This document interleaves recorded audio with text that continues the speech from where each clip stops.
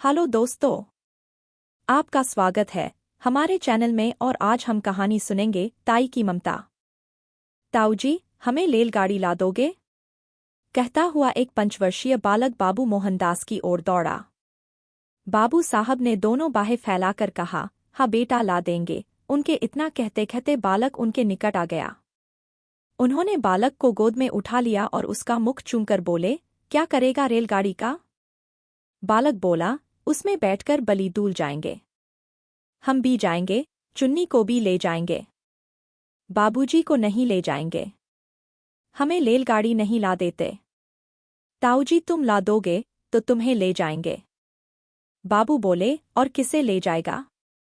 बालक दम भर सोचकर बोला, बचौल किसी को नहीं ले जाएंगे। पास ही बाबू मोहनदास की अर्धांगिनी बैठी थी। बाबू साहब ने उनकी ओर इशारा करके कहा, और अपनी ताई को नहीं ले जाएगा? बालक कुछ देर तक अपनी ताई की ओर देखता रहा। ताई जी उस समय कुछ चिढ़ी हुई सी बैठी थी। बालक को उनके मुख का वह भाव अच्छा न लगा, अतएव वह बोला, ताई को नहीं ले जाएंगे। ताई जी सुपारी काटती हुई बोली, अपने ताऊजी ही को ले जा, मेरे ऊपर दया रख। ताई ने यह बात बड़ी रुखाई के साथ कही। बालक ताई के शुष्क व्यवहार को तुरंत ताड़ गया।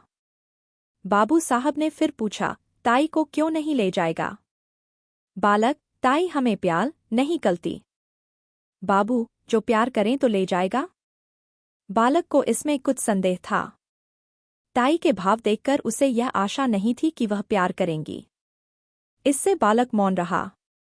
बाबू साहब ने फिर पूछा, क्यों रे बोलता नहीं? ताई प्यार करें तो रेल पर बिठाकर ले जाएगा। बालक ने ताऊजी को प्रसन्न करने के लिए केवल सिर हिलाकर स्वीकार कर लिया, परंतु मुख से कुछ नहीं कहा। बाबू साहब उसे अपनी अर्धांगिनी के पास ले जाकर उनसे बोले, लो, इसे प्यार कर लो तो तुम्हें ले जाएगा। परंतु बच्चे की ताई श्रीमती रेणुका को पति की यह चुगलबाजी अच्छी न लगी। वह तुनक कर बोली, तुम ही रेल पर बैठकर जाओ, मुझे नहीं जाना है। बाबू साहब ने रेणुका की बात पर ध्यान नहीं दिया। बच्चे को उनकी गोद में बैठाने की चेष्टा करते हुए बोले, प्यार नहीं करोगी तो फिर रेल में नहीं बिठावेगा। क्यों रे विक्रम? विक्रम ने ताऊ की बात का उत्तर नहीं दिया। उधर ताई ने विक्रम को अपनी गोद से ढकेल दिया। विक्रम नीचे गिर पड़ा। शरीर में तो चोट नहीं लगी, पर हृदय में चोट लगी। बालक रो पड़ा। बाबू साहब ने बालक को गोद में उठा लिया, चुमकार पुचकार कर चुप किया और तत्पश्चात उसे कुछ पैसा तथा रेलगाड़ी ला देने का वचन देकर छोड़ दिया। बालक विक्रम भयपूर्ण दृष्टि से अपनी ताई की ओर ताकता हुआ वहां से चला गया। विक्रम के चले जाने पर बाबू मोहनदास रेणुका से बोले, तुम्हारा यह कैसा व्यवहार है? बच्चे को ढकेल दिया। जो उसे चोट लग जाती तो? रेणुका मुंह मटकाकर बोली, लग जाती तो अच्छा होता। क्यों मेरी खोपड़ी पर लादे देते थे? आप ही मेरे ऊपर डालते थे और आप ही अब ऐसी बातें करते हैं। बाबू साहब कुड़कर बोले, इसी को खोपड़ी पर लादना कहते हैं? रेणुका, और किसे कहते हैं? तुम्हें तो अपने आगे और किसी का दुख सुख सूझता ही नहीं। न जाने कब किसका जी कैसा होता है।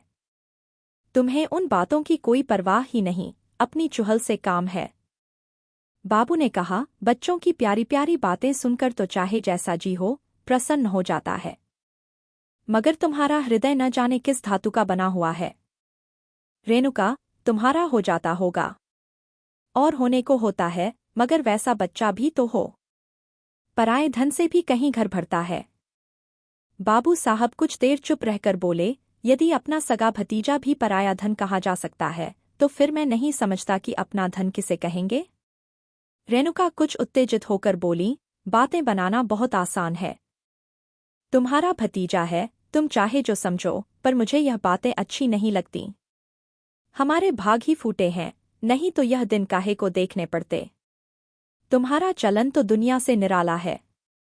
आदमी संतान के लिए न जाने क्या क्या करते हैं, पूजा पाठ करते हैं, व्रत रखते हैं, पर तुम्हें इन बातों से क्या काम? रात दिन भाई भतीजों में मगन रहते हो। बाबू साहब के मुख पर घृणा का भाव झलक आया। उन्होंने कहा, पूजा पाठ व्रत सब ढकोसला है। जो वस्तु भाग्य में नहीं, वह पूजा पाठ से कभी प्राप्त नहीं हो सकती। मेरा तो यह अटल विश्वास है। श्रीमती जी कुछ कुछ रुआसे स्वर में बोली, इसी विश्वास ने सब चौपट कर रखा है। ऐसे ही विश्वास पर सब बैठ जाए तो काम कैसे चले? सब विश्वास पर ही न बैठे रहें, आदमी काहे को किसी बात के लिए चेष्टा करे। बाबू साहब ने सोचा कि मूर्ख स्त्री के मुंह लगना ठीक नहीं, अतएव वह स्त्री की बात का कुछ उत्तर न देकर वहां से टल गए। बाबू मोहनदास धनी आदमी हैं, कपड़े की आढ़त का काम करते हैं, लेनदेन भी है। इनसे एक छोटा भाई है, उसका नाम है कृष्णदास। दोनों भाइयों का परिवार एक में ही है। बाबू रामदास जी की आयु 35 के लगभग है और छोटे भाई कृष्णदास की आयु 21 के लगभग। रामदास जी निस्संतान हैं। कृष्णदास के 2 संतानें हैं। एक पुत्र, वही पुत्र जिससे आप परिचित हो चुके हैं, और एक कन्या है। कन्या की वय 2 वर्ष के लगभग है। रामदास जी अपने छोटे भाई और उनकी संतान पर बड़ा स्नेह रखते हैं, ऐसा स्नेह कि उसके प्रभाव से उन्हें अपनी संतानहीनता कभी खटकती ही नहीं। छोटे भाई की संतान को अपनी संतान समझते हैं। दोनों बच्चे भी रामदास से इतने हिले हैं कि उन्हें अपने पिता से भी अधिक समझते हैं। परंतु रामदास की पत्नी रेणुका को अपनी संतानहीनता का बड़ा दुख है। वह दिनरात संतान ही के सोच में घुली रहती हैं। छोटे भाई की संतान पर पति का प्रेम उनकी आंखों में कांटे की तरह खटकता है। रात के भोजन इत्यादि से निवृत्त होकर मोहनदास शैया पर लेटे शीतल और मंद वायु का आनंद ले रहे हैं। पास ही दूसरी शैया पर रेणुका हथेली पर सिर रखे किसी चिंता में डूबी हुई थी। दोनों बच्चे अभी बाबू साहब के पास से उठकर अपनी माँ के पास गए थे। बाबू साहब ने अपनी स्त्री की ओर करवट लेकर कहा, आज तुमने विक्रम को बुरी तरह ढकेला था कि मुझे अब तक उसका दुख है। कभी कभी तो तुम्हारा व्यवहार अमानुषिक हो उठता है। रेणुका बोली, तुम्ही ने मुझे ऐसा बना रखा है। उस दिन उस पंडित ने कहा कि हम दोनों के जन्मपत्र में संतान का जोग है और उपाय करने से संतान हो सकती है। उसने उपाय भी बताए थे, पर तुमने उनमें से एक भी उपाय करके न देखा। बस तुम तो इन्हीं दोनों में मगन हो। तुम्हारी इस बात से रात दिन मेरा कलेजा सुलगता रहता है। आदमी उपाय तो करके देखता है, फिर होना न होना भगवान के अधीन है। अगर आपको यहाँ तक कहानी अच्छी लगी तो वीडियो को लाइक करें। बाबू साहब हंसकर बोले, तुम्हारी जैसी सीधी स्त्री भी क्या कहूँ। तुम इन ज्योतिषियों की बातों पर विश्वास करती हो, जो दुनिया भर के झूठे और धूर्त हैं। झूठ बोलने ही की रोटियां खाते हैं। रेणुका तुनक कर बोली, तुम्हें तो सारा संसार झूठा ही दिखाई पड़ता है। ये पोथी पुराण भी सब झूठे हैं। पंडित कुछ अपनी तरफ से बनाकर तो कहते नहीं हैं। शास्त्र में जो लिखा है वही वे भी कहते हैं, वह झूठा है तो वे भी झूठे हैं। अंग्रेजी क्या पड़ी, अपने आगे किसी को गिनते ही नहीं। जो बातें बाप दादे के ज़माने से चली आई हैं, उन्हें भी झूठा बताते हैं। बाबू साहब, तुम बात तो समझती नहीं, अपनी ही ओटे जाती हो। मैं यह नहीं कह सकता कि ज्योतिष शास्त्र झूठा है। संभव है वह सच्चा हो, परंतु ज्योतिषियों में अधिकांश झूठे होते हैं। उन्हें ज्योतिष का पूर्ण ज्ञान तो होता नहीं, 2-1 छोटी मोटी पुस्तकें पढ़कर ज्योतिषी बन बैठते हैं और लोगों को ठगते फिरते हैं। ऐसी दशा में उनकी बातों पर कैसे विश्वास किया जा सकता है। रेणुका, हाँ, सब झूठे ही हैं, तुम ही एक बड़े सच्चे हो। अच्छा, एक बात पूछती हूँ, भला तुम्हारे जी में संतान का मुख देखने की इच्छा क्या कभी नहीं होती? इस बार रेणुका ने बाबू साहब के हृदय का कोमल स्थान पकड़ा। वह कुछ देर चुप रहे। तत्पश्चात एक लंबी सांस लेकर बोले, भला ऐसा कौन मनुष्य होगा जिसके हृदय में संतान का मुख देखने की इच्छा न हो? परंतु क्या किया जाए? जब नहीं है और न होने की कोई आशा ही है, तब उसके लिए व्यर्थ चिंता करने से क्या लाभ? इसके सिवा जो बात अपनी संतान से होती, वही भाई की संतान से हो भी रही है। जितना स्नेह अपनी पर होता, उतना ही इन पर भी है। जो आनंद उसकी बाल क्रीड़ा से आता, वही इनकी क्रीड़ा से भी आ रहा है। फिर नहीं समझता कि चिंता क्यों की जाए। रेणुका कुटकर बोली, तुम्हारी समझ को मैं क्या कहूँ। इसी से तो रात दिन जला करती हूँ, भला तो यह बताओ कि तुम्हारे पीछे क्या इन्हीं से तुम्हारा नाम चलेगा? बाबू साहब हंसकर बोले, अरे तुम भी कहाँ की क्षुद्र बातें लारी। नाम संतान से नहीं चलता, नाम अपनी सुकृति से चलता है। तुलसीदास को देश का बच्चा बच्चा जानता है। सूरदास को मरे कितने दिन हो चुके। इसी प्रकार जितने महात्मा हो गए हैं, उन सबका नाम क्या उनकी संतान की बदौलत चल रहा है? सच पूछो तो संतान से जितनी नाम चलने की आशा रहती है, उतनी ही नाम डूब जाने की संभावना रहती है। परंतु सुकृति एक ऐसी वस्तु है जिसमें नाम बढ़ने के सिवा घटने की आशंका रहती ही नहीं। हमारे शहर में राय गिरधारी लाल कितने नामी थे, उनके संतान कहाँ है? पर उनकी धर्मशाला और अनाथालय से उनका नाम अब तक चला आ रहा है, अभी न जाने कितने दिनों तक चला जाएगा। रेणुका, शास्त्र में लिखा है जिसके पुत्र नहीं होता उनकी मुक्ति नहीं होती। बाबू, मुक्ति पर मुझे विश्वास नहीं। मुक्ति है किस चिड़िया का नाम? यदि मुक्ति होना भी मान लिया जाए, वो यह कैसे माना जा सकता है कि सब पुत्र वालों की मुक्ति हो ही जाती है? मुक्ति का भी क्या सहज उपाय है? ये जितने पुत्र वाले हैं, सभी को तो मुक्ति हो जाती होगी। रेणुका निरुत्तर होकर बोली, अब तुमसे कौन बकवास करे? तुम तो अपने सामने किसी को मानते ही नहीं। मनुष्य का हृदय बड़ा ममत्व प्रेमी है। कैसी ही उपयोगी और कितनी ही सुंदर वस्तु क्यों न हो, जब तक मनुष्य उसको पराई समझता है, तब तक उससे प्रेम नहीं करता। किंतु भद्दी से भद्दी और बिल्कुल काम में न आने वाली वस्तु को यदि मनुष्य अपनी समझता है, तो उससे प्रेम करता है। पराई वस्तु कितनी ही मूल्यवान क्यों न हो, कितनी ही उपयोगी क्यों न हो, कितनी ही सुंदर क्यों न हो, उसके नष्ट होने पर मनुष्य कुछ भी दुख का अनुभव नहीं करता, इसलिए कि वह वस्तु उसकी नहीं, पराई है। अपनी वस्तु कितनी ही भद्दी हो, काम में न आने वाली हो, नष्ट होने पर मनुष्य को दुख होता है, इसलिए कि वह अपनी चीज है। कभी कभी ऐसा भी होता है कि मनुष्य पराई चीज से प्रेम करने लगता है। ऐसी दशा में भी जब तक मनुष्य उस वस्तु को अपना बनाकर नहीं छोड़ता, अथवा हृदय में यह विचार नहीं कर लेता कि वह वस्तु मेरी है, तब तक उसे संतोष नहीं होता। ममत्व से प्रेम उत्पन्न होता है और प्रेम से ममत्व। इन दोनों का साथ चोलीदामन का सा है। ये कभी पृथक नहीं किए जा सकते। यद्यपि रेणुका को माता बनने का सौभाग्य प्राप्त नहीं हुआ था, तथापि उनका हृदय एक माता का हृदय बनने की पूरी योग्यता रखता था।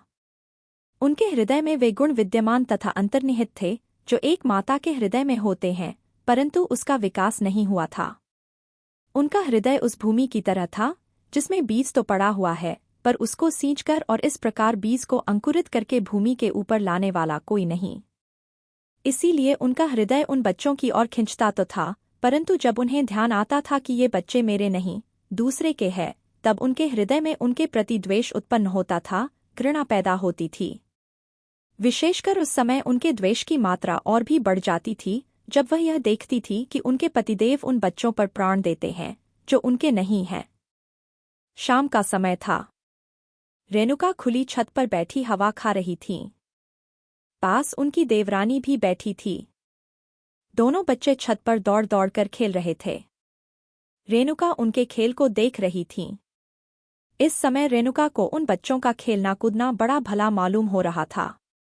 हवा में उड़ते हुए उनके बाल, कमल की तरह खिले उनके नन्हे नन्हे मुख, उनकी प्यारी प्यारी तोतली बातें, उनका चिल्लाना, भागना, लौट जाना इत्यादि क्रीड़ाएं उसके हृदय को शीतल कर रही थीं। सहसा विक्रम अपनी बहन को मारने दौड़ा। वह खिलखिलाती हुई दौड़कर रेणुका की गोद में जा गिरी। उसके पीछे पीछे विक्रम भी दौड़ता हुआ आया और वह भी उन्हीं की गोद में जा गिरा। रेणुका उस समय सारा द्वेष भूल गई। उन्होंने दोनों बच्चों को उसी प्रकार हृदय से लगा लिया जिस प्रकार वह मनुष्य लगाता है जो कि बच्चों के लिए तरस रहा हो। उन्होंने बड़ी सतृष्णता से दोनों को प्यार किया। उस समय यदि कोई अपरिचित मनुष्य उन्हें देखता तो उसे यह विश्वास होता कि रेणुका उन बच्चों की माता है। दोनों बच्चे बड़ी देर तक उनकी गोद में खेलते रहे। सहसा उसी समय किसी के आने की आहट पाकर बच्चों की माता वहां से उठकर चली गई। विक्रम, ले रेलगाड़ी, कहते हुए बाबू मोहनदास छत पर आए। उनका स्वर सुनते ही दोनों बच्चे रेणुका की गोद से तड़प कर निकल भागे। मोहनदास ने पहले दोनों को खूब प्यार किया, फिर बैठकर रेलगाड़ी दिखाने लगे। इधर रेणुका की नींद टूटी। पति को बच्चों में मगन होते देखकर उनकी भौहें तन गईं। बच्चों के प्रति हृदय में फिर वही घृणा और द्वेष भाव जाग उठा। बच्चों को रेलगाड़ी देकर बाबू साहब रेणुका के पास आए और मुस्कराकर बोले, आज तो तुम बच्चों को बड़ा प्यार कर रही थीं। इससे मालूम होता है कि तुम्हारे हृदय में भी उनके प्रति कुछ प्रेम अवश्य है। रेणुका को पति की यह बात बहुत बुरी लगी।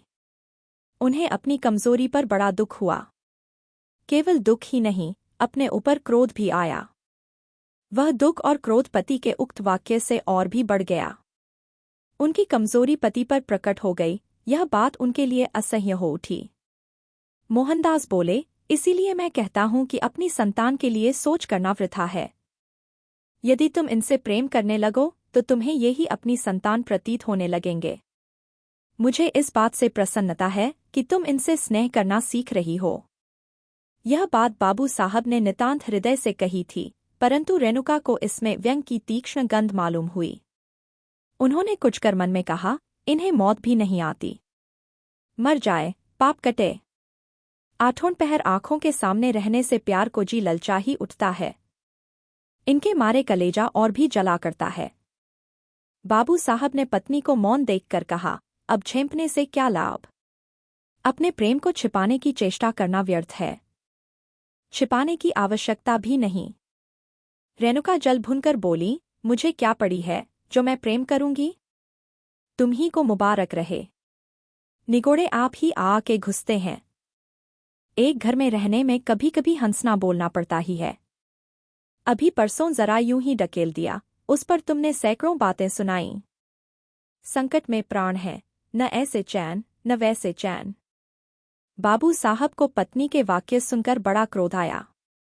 उन्होंने कर्कश स्वर में कहा, न जाने कैसे हृदय की स्त्री है। अभी अच्छी खासी बैठी बच्चों से प्यार कर रही थी। मेरे आते ही गिरगिट की तरह रंग बदलने लगी। अपनी इच्छा से चाहे जो करे, पर मेरे कहने से बल्लियों उछलती है। न जाने मेरी बातों में कौन सा विष घुला रहता है। यदि मेरा कहना ही बुरा मालूम होता है तो न कहा करूंगा। पर इतना याद रखो कि अब कभी इनके विषय में निगोड़े सिगोड़े इत्यादि अपशब्द निकाले तो अच्छा न होगा।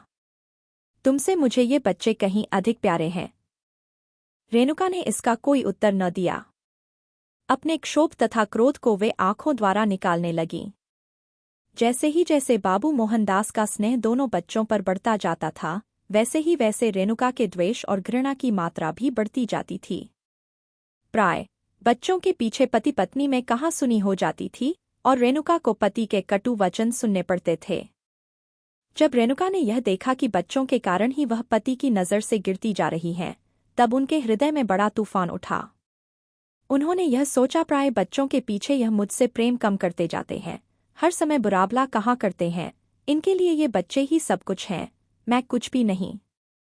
दुनिया मरती जाती है पर दोनों को मौत नहीं। ये पैदा होते ही क्यों न मर गए। न ये होते न मुझे ये दिन देखने पड़ते। जिस दिन ये मरेंगे उस दिन घी के दिए जलाऊंगी।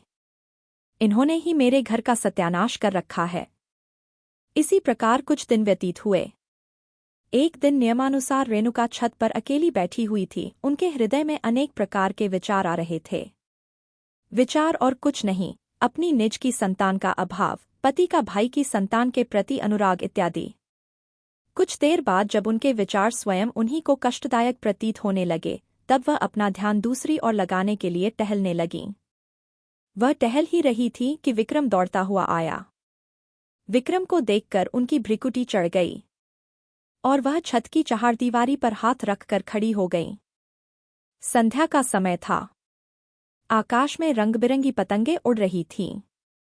विक्रम कुछ देर तक खड़ा पतंगों को देखता और सोचता रहा कि कोई पतंग कटकर उसकी छत पर गिरे, क्या आनंद आवे। देर तक गिरने की आशा करने के बाद दौड़कर रेणुका के पास आया और उनकी टांगों में लिपटकर बोला, ताई हमें पतंग मंगा दो। रेणुका ने झिड़क कर कहा, चल हट, अपने ताऊ से मांग जाकर।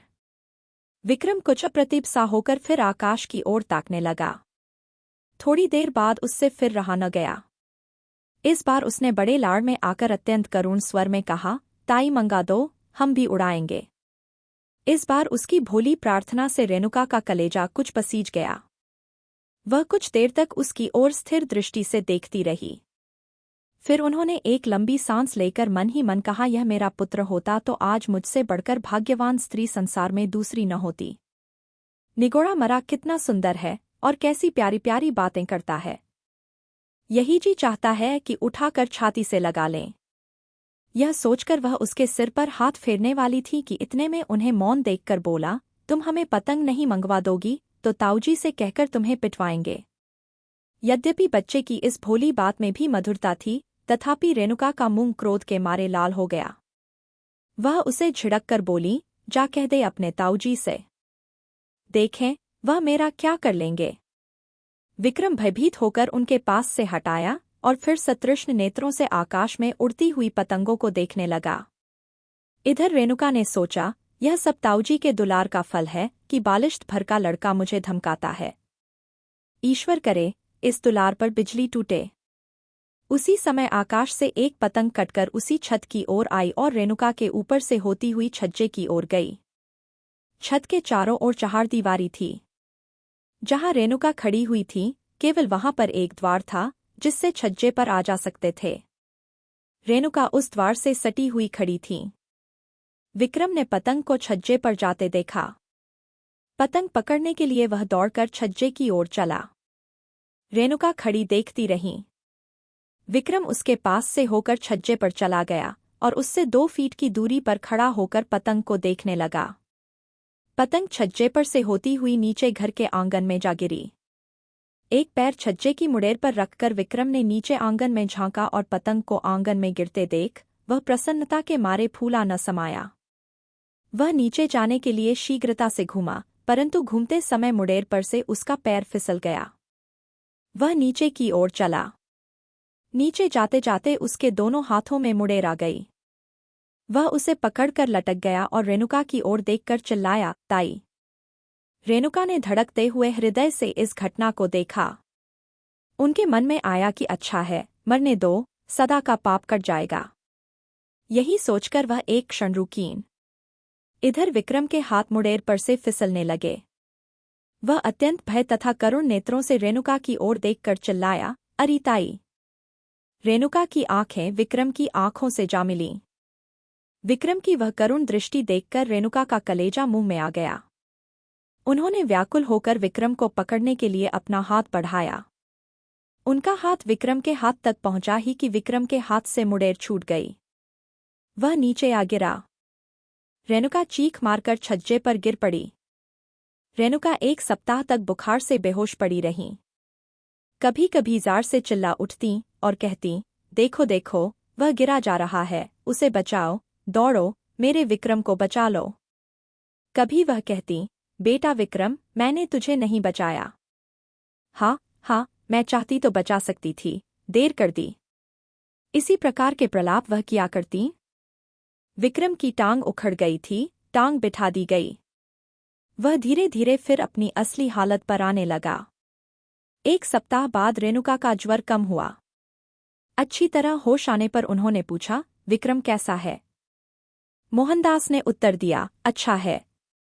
रेणुका, उसे पास लाओ। विक्रम रेणुका के पास लाया गया। रेणुका ने उसे बड़े प्यार से हृदय से लगाया। आंखों से आंसुओं की झड़ी लग गई, हिचकियों से गला रुंध गया। रेणुका कुछ दिनों बाद पूर्ण स्वस्थ हो गईं। अब वह विक्रम और उसकी बहन चुन्नी से द्वेष नहीं करती। और विक्रम तो अब उसका प्राणाधार हो गया। उसके बिना उन्हें एक क्षण भी कल नहीं पड़ती। दोस्तों, हमारी आज की कहानी यहाँ समाप्त होती है। उम्मीद है कि आपको कहानी पसंद आई होगी। ऐसी मनोरंजक कहानियों के लिए चैनल को सब्सक्राइब करें और घंटी का बटन दबाएं।